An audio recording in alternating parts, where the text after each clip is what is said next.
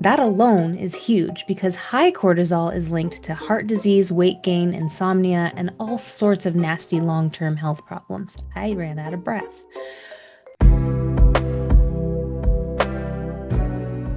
What's up, you beautiful beasts? In this video, we're diving into something that might sound frivolous, fluffy, or maybe even too much. Pampering yourself. You know, the bubble baths, the spa days, the extra 5 minutes with your feet up sipping tea while your phone is in the other room. The world has convinced us that these things are luxuries, but here's the truth. They're necessities. Pampering isn't just about feeling fancy, it's about resting your brain, recharging your body, and keeping your stress levels from eating you alive. And the kicker? Science is totally on your side here. Now, when people hear the phrase self-care, this is usually what they picture: the spa days, the candles, the cozy nights in. And while pampering is a form of self-care, it's not the whole picture. Real self-care includes everything from getting enough sleep to healing emotional wounds, nourishing your body, and connecting with others. Pampering just happens to be the softer, more sensory piece of it, the part that helps you slow down and remind your nervous system that you're safe. So today, we're focusing on this one beautiful piece of the self-care puzzle: pampering. And by the end of this video, you'll see exactly why it's not fluff, it's science. Let's get into it. Disclaimer. Practices, tips, and products mentioned in Pamper the Beast are for educational and self-care purposes only. They are not a substitute for medical advice, diagnosis, or treatment. Always consult with a qualified healthcare provider before starting any new wellness, skincare, or relaxation practice, especially if you have health conditions, allergies, or concerns. Remember, self-care is highly individual. What feels nourishing and restorative for one person may not feel the same for another. Listen to your body, respect your limits, and make choices that support your well-being. Pampering is meant to support you, not pressure you. Take what serves you and leave the rest. Why pampering matters. We live in a culture that treats exhaustion like a badge of honor. If you're not hustling till you're half dead, then clearly you're not ambitious enough. If you're not answering emails at midnight, then maybe you don't care about your career. And if you take time for yourself, society whispers in your ear, selfish. But let me flip that script. Pampering is not selfish. It's survival. It's what keeps your body from living in fight or flight mode 24/7.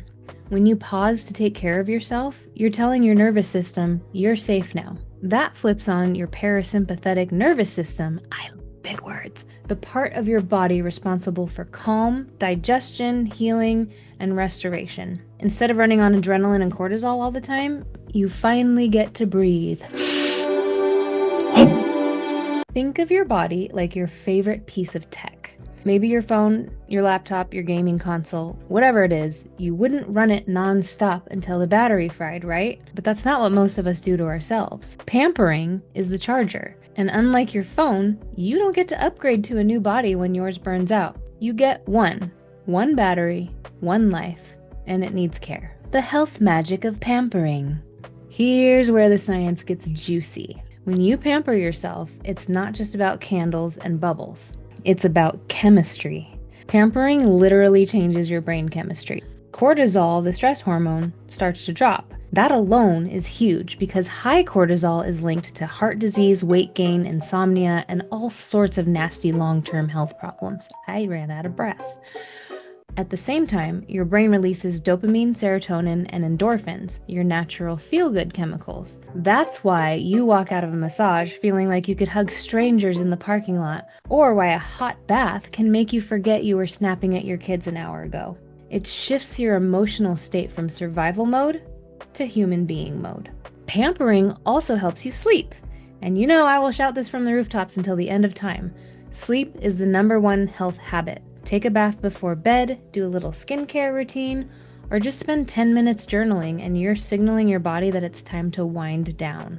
You fall asleep faster, stay asleep longer, and actually wake up refreshed instead of feeling like you've been hit by a bus. And then there's the confidence factor.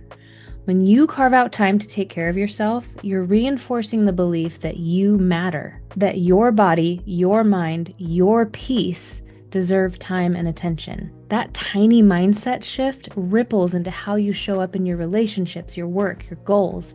It's self-esteem in action. What pampering looks like. Now let's talk about what this actually looks like in real life. Pampering can be luxurious. If you've got the resources, book a massage, get the facial, wrap yourself in mud like a human burrito, sit in a sauna until you feel like melted butter. I'm hungry now. Full-on spa days are glorious, and sometimes they're exactly what you need to reset your nervous system. But here's the beautiful thing. Pampering does not have to cost a dime. Some of the most effective self-care is completely free. Run a warm bath and throw in some Epsom salts if you've got them. Light a candle and just let yourself breathe for 10 minutes. Steam your face over hot water, or give yourself a foot soak in a bowl. Grab a tennis ball, roll out your shoulders or feet, and release some tension. If you're not into bubble baths or skincare, pampering can look like wrapping up in your coziest blanket with a mug of tea and your favorite book. It can look like leaving your phone in another room and watching the sunset without distraction. It can even look like giving yourself permission to nap. No guilt, no excuses, just rest. The point isn't whether it's fancy enough. The point is intention. Pampering is about choosing to pause, to comfort, to recharge. You could be at a $500 spa or sitting in your living room with a lavender lotion from Target. If the intention is to care for yourself, it counts. The guilt myth. Now, let's address the elephant in the room. Guilt. A lot of people feel guilty about pampering themselves. They think it's selfish or a waste of time or something they'll get to do someday when everything else is done. But here's the deal. Someday never comes. There's always another email, another errand, another chore. And you've probably heard this before, but you cannot pour from an empty cup. If you're depleted, you're not showing up at your best for anyone. Not your family, not your work, not your friends. Taking care of yourself isn't taking time away from them. It's giving them the best version of you. Nobody wants to deal with burnout beast. They want the recharged, grounded, calmer you. And honestly, you deserve that version of yourself too. So here's my challenge for you this week. Choose one act of pampering. Doesn't have to be big. It could be splurging on a massage, or it could be as simple as taking a hot bath or going for a walk in nature without your phone glued to your hand. Do it, and then notice how you feel afterward. Journal about it, text a friend about it, or drop it in the comments here. Did you feel calmer, lighter, more energized? Pay attention, because that's your body telling you that this matters. Pampering is not about extravagance. It's about maintenance. It's about saying my health, my joy, and my peace are worth this time. Because they are. And when you treat yourself with that kind of respect, you don't just pamper the beast. You unveil a version of yourself that's stronger, calmer, and unstoppable. So go ahead. Take the bath. Book the massage. Light the candle. Pamper the beast.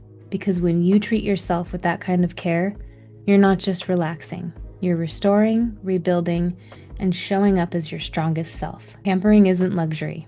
It's how you unveil the beautiful beast within you.